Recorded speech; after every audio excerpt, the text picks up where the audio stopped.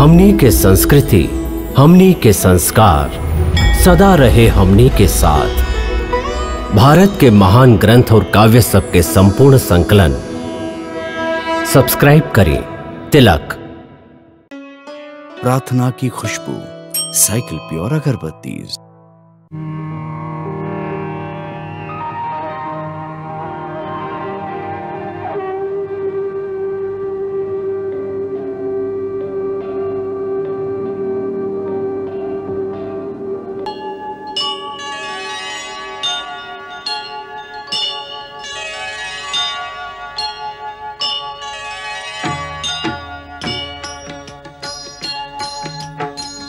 सीताराम चरित अति पावन, मधुर सरस अरु अति मन भावन।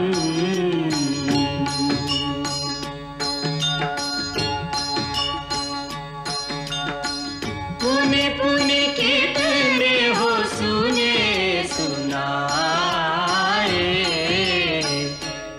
की प्यास बुझत न बुझाए।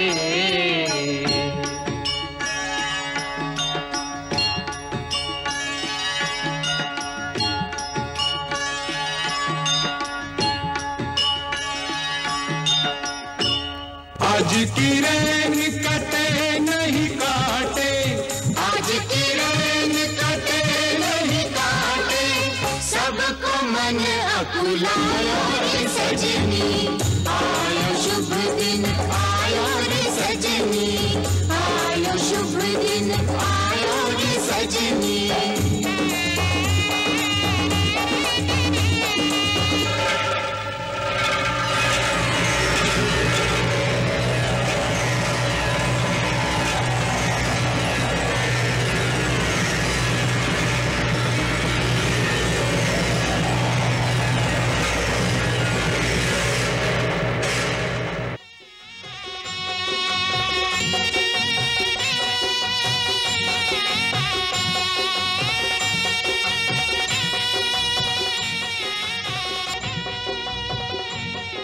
अरे कुबड़ी देखात नहीं के का आँख फूट गइल बा का? मंगल करे खातिर सामने आ गईली। जाते बोलबू त मुंह नोच ले। अरे कुबड़ी काहे झगड़ा करत तारी? आज तो हंसी और खुशी के दिन बा। कैसन खुशी कैसन खुशी। अरे बुढ़िया आज हमनी के राम राजा बनी है राजा। अरे चल ई तो रोवते रही। राम राजा बनी हो। अरे इहे तो दुख बा, सांप लौट रहल बा छाती पर सांप।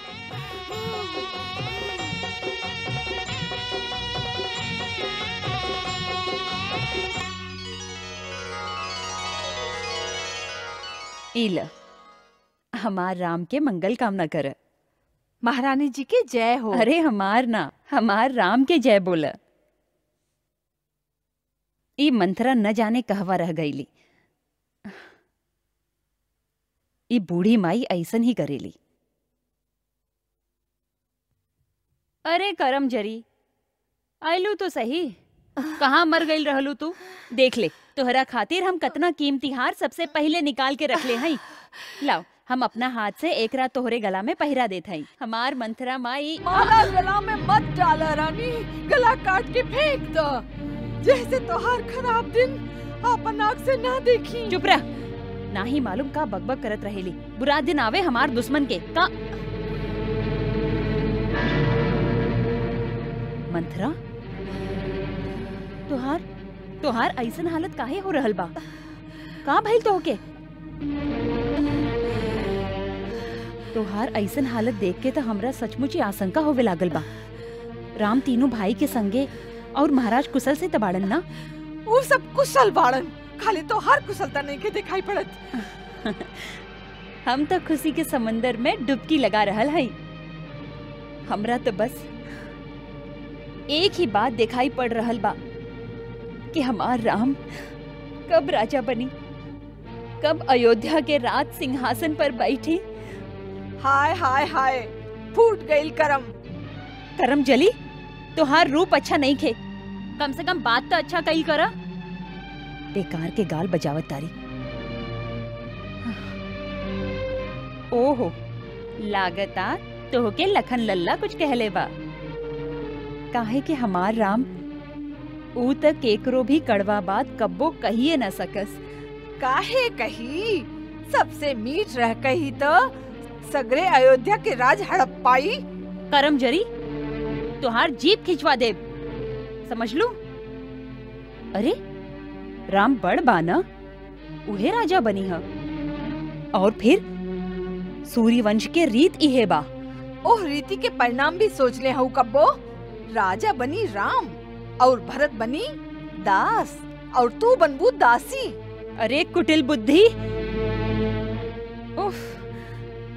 अरे राम खातिर तुहार मन में ऐसन को विचार आइल कहवा से? हमार राम आपन माई कौशल्या से ज्यादा हमरा से स्नेह करेला और आपन छोट भाई सबके आपन प्राण से ज्यादा प्यार करेला। तोहार तर मती मारल गई बा। मती हमार मारल गई बा या तोहार? रानी वो दिन भुला जा जब राम तोहार स्नेह के स्वांग करत रहे, भरत के प्राण से ज्यादा प्यार करे के ढोंग करत रहे। अब तक भरत के प्राण की चिंता करा। भरत राम के रास्ता के कांटा बा। ओकरा हटावे खातिर ना मालूम राम कैसन कैसन षड्यंत्र रची। हे भगवान, हे प्रभु, हमार भरत के रक्षा करा, हमार भरत के रक्षा करा प्रभु, हमार भरत के रक्षा करा। मंथरा चुप हो जा, चुप हो जा, चुप हो जा।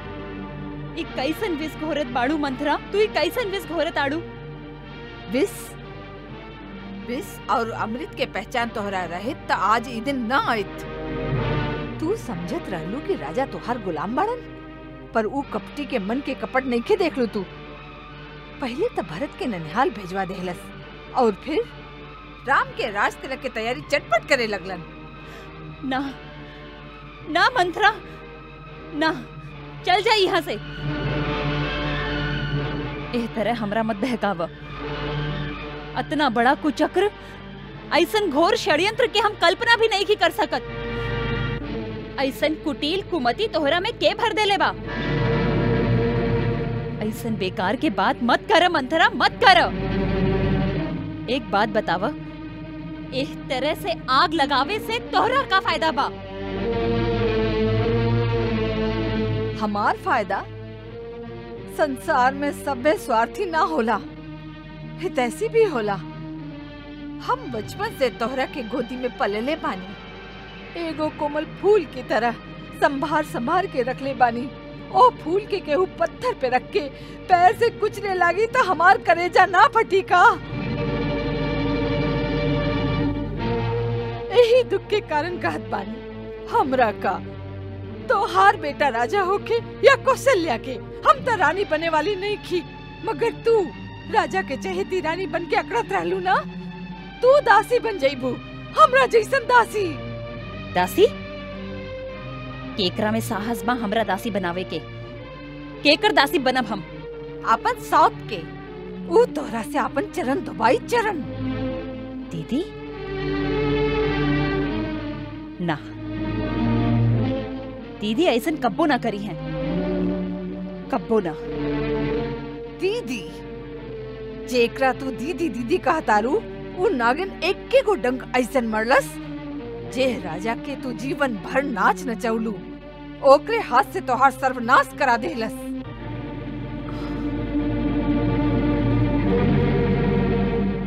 राम के राज तिलक की घोषणा से पहले राजा एह बात के तोहार कान में भनक भी पड़े देहलन। कतना दिन से ही षड्यंत्र चलत होई, एकर तोहरा हवा भी लागे देहलन।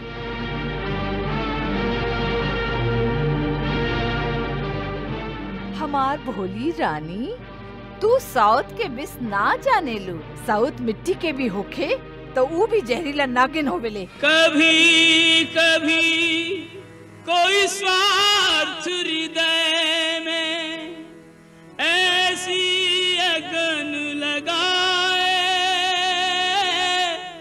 धर्म न्याय कर्तव्य उचित अनुचित सब कुछ खो जाए।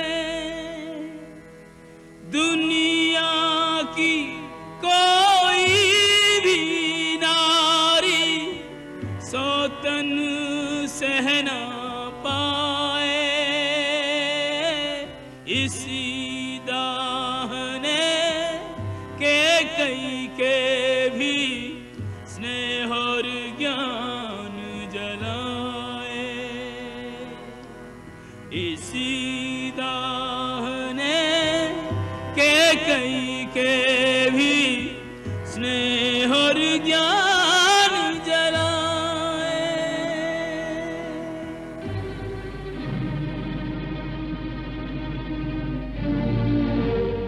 नहीं, हम केकरो दासी ना बनब। सौत के दासी बने से पहले हम विष पान करके मर जाइब, बाकी केकरो दासी ना बनब, कब्बो ना। मरे के काहे सोचत है मूर्ख? जीते के सोच। ई सोच कि सौत के जीतल बाजी कैसे पलटल जाए। राम के जगह तो हार बेटा राजा बने। मंथरा, अभी झूठ के सपना काहे दिखावत आड़ू? कल भोर होई और राम राजा बन जाई। काल में और आज में अब ही एक रात बाकी बा।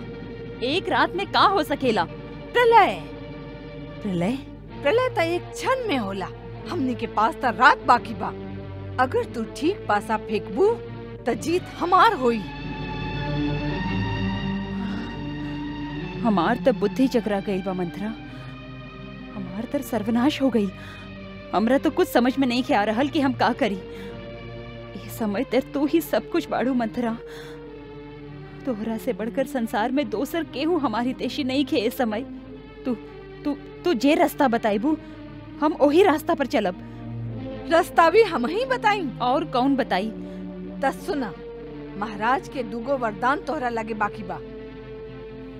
वरदान? काहे भुला गईलू? तू ही तो ये कहानी सुनवले रहू। देवता और असुरन में युद्ध भइल रहल। तब महाराज ओ युद्ध में इंद्र के सहायता करे खातिर गए रहलन। तू हो साथे रहलू। हाँ हाँ, ओ युद्ध में महाराज बुरी तरह जख्मी हो गईलन और ओहमे मूर्छित हो गईले।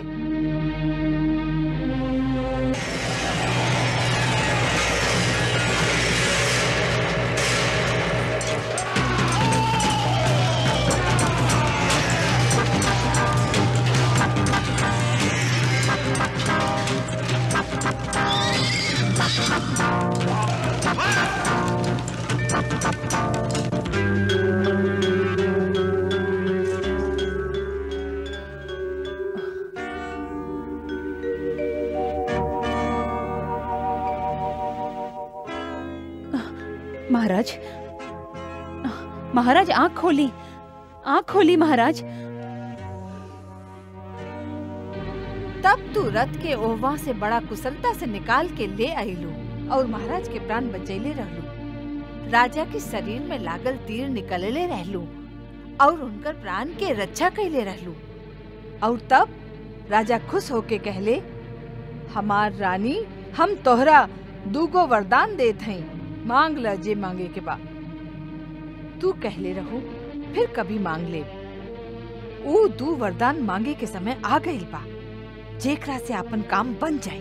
अच्छा, तो हर पहला मांग रही राम के जगह भरत के राज तिलक। वाह मंथरा वाह, तोहार मुंह में घी शक्कर। और दोसर वर? दोसर में राम के 14 बरस के वनवास। राम के वनवास? बाकी बाकी राम के वनवास का है? तू डेरा गईलू ना?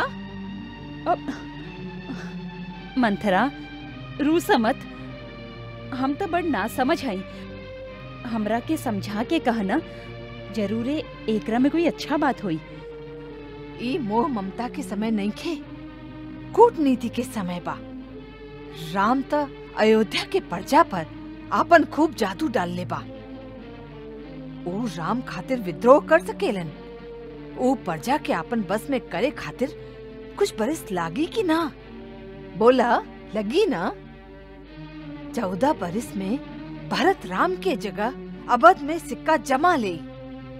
बस बुलावा महाराज के यही समय। बदल द समय के धारा के, जीत ला बाजी।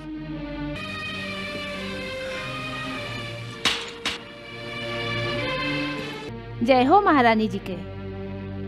जा महाराज जहाँ भी होके उनकरा हमार सनेसा द।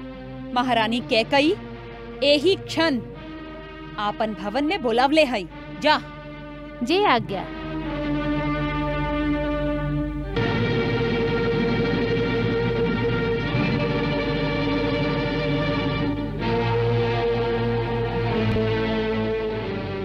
हम महाराज के दर्शन करे चाहते हैं या बही है।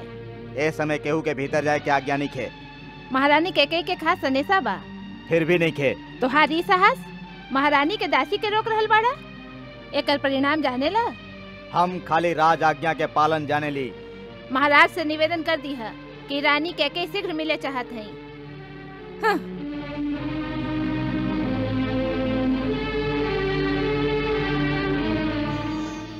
राम, काल तोहरा मस्तक पर राज मुकुट पहिरावल जाई। बाकी याद रखिए, जे राज मुकुट पहिरेला वो अपना आप के, अपना देश और अपना प्रजा के हाथ में सौंप देला। राजा होखे के अर्थ बा सन्यासी बनल, फिर होकर आपन कुछ न रह जाला, सब कुछ देश के हो जाला। जरूरत पड़ला पर राजा के देश खातिर स्त्री, पुत्र, मित्र, यहाँ तक कि आपन प्राण भी त्यागे पड़े त त्याग दे। काहे कि देश ही ओकर मित्र होला और देश ही ओकर परिवार। जे देश खातिर आपन सब कुछ ना त्याग सके, ओकरा राजा बन के प्रजा से कर लेवे के कोनो अधिकार नहीं है। राजा के अपना हर आचरण से एक मर्यादा, एक आदर्श स्थापित करे के पड़ेला। काहे कि प्रजा ओकरे देख के आचरण करेला। एक राजा के असली ताकत दंड ना, न्याय होला।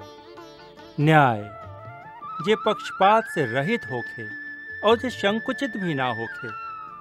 काहे कि न्याय करत समय उदारता के भी ना छोड़े के चाहिए।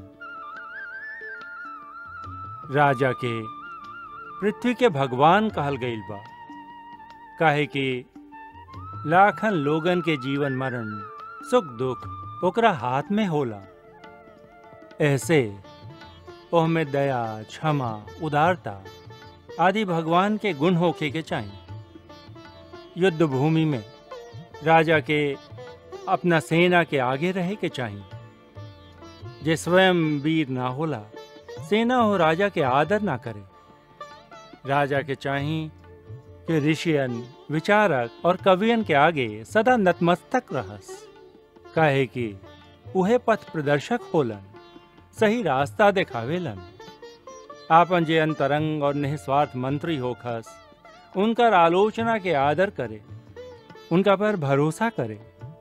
फिर भी अपना मन के गूढ़ बात अंत ले अपना मन में रखे। राजा के चाहिए आपन गुप्तचर के माध्यम से राज्य के पूरा खबर रखे। हम जानी ले रहा हूं कि तू स्वयं राजनीति के पूर्ण ज्ञाता बाड़ा। बाकी एगो जाए वाला राजा के एक कर्तव्य है कि वो होखे वाला राजा के आपन अनुभव से अवगत करावे।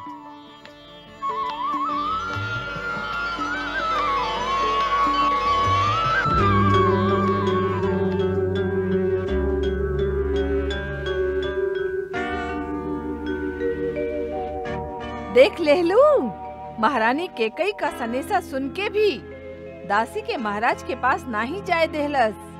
अभी तो राम गद्दी पर बैठल भी नहीं खे, तब ही हाल बा। हमहू देखी ले कैसे बैठे ला राजगद्दी पर। इहे तो देखे के बा कि ई उबाल महाराज के मीठ मीठ बात में कहीं ठंडा न पड़ जाए। सावधान रानी, आज पति के चिकना चुपड़ा बात में फिसल गईलू तो जन्म भर करम ठोकत रहबू। अरे वो आवे त सही, पहले आपन दिहल वचन पूरा कराई। हाँ, उतावली में बाजी हाथ से निकल जाई। उतावलापन कैसन मंथरा? अब समय ही कहाँ बा? फिर भी निशाना साध के तीर चलावे की चाहिए। तब तू ही बतावा हम का करी? ई समय तक सगरी अयोध्या में तोहरा अलावा हमार और केहू नहीं खे। तू जे रास्ता पर हमरा चलेबू मंथरा, हम उहे रास्ता पर चलब। रास्ता तो एक ही बा, तिरिया चरित्र। तिरिया चरित्र दिखावे के बा तब पूरा तरह से दिखावा।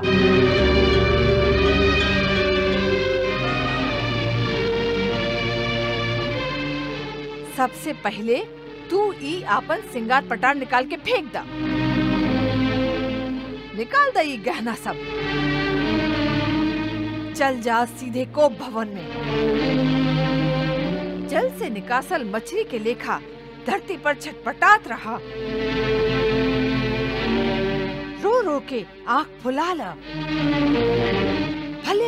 भले वो नकली आंसू होखे। फिर ओकरा से का होई? तोहरा ऐसन बुरा हाल में देख के महाराज के होश उड़ जाए। फिर वो तोरा से विनती करी है, तोहार पैर पड़ी हैं। रानी, तोहार ई दशा काहे बा? तोहार ई हालत काहे बा रानी? अरे हमार प्राण प्यारी, हमरा से बात त करा। बाकी सावधान, बात मत करी हा, खाली आंसू बहावत रही है। लंबा लंबा आह भरे है। तिरिया चरित्र दिखावे के बा तो पूरी तरह से दिखावा। मंगल भवन अमंगल हारी, प्रभु सुदशरथ अजिर बिहारी।